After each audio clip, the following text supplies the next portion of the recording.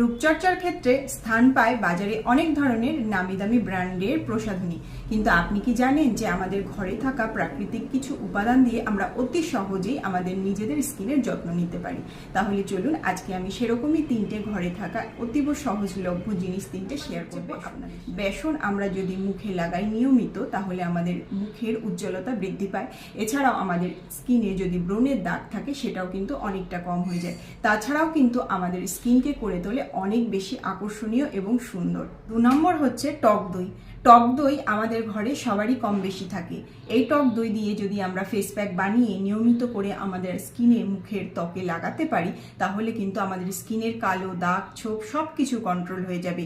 এছাড়াও টক দই লাগালে পরে নিয়ম করে যাদের স্কিন থেকে অনেক অনেক অনেক বেশি অয়েল মিশ্রিত হয়, সেটাও কিন্তু কন্ট্রোল হয়ে যায়। তাছাড়াও টক দইয়ের অনেক গুণাগুণ আছে আমাদের ফেস প্যাকের বানানোর জন্য, কারণ টক দই আমাদের স্কিনকে করে তোলে একদম কোমল, যেটা আমাদের স্কিনকে দেখতে লাগে খুব বেশি সুন্দর। তাই টক দইয়ের ভূমিকা কিন্তু রূপচর্চায় অনেকখানি।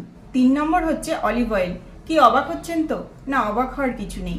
অলিভ অয়েল যে আমাদের স্কিনের শুধু গ্লো ফেরাতে সাহায্য করে তাই নয়।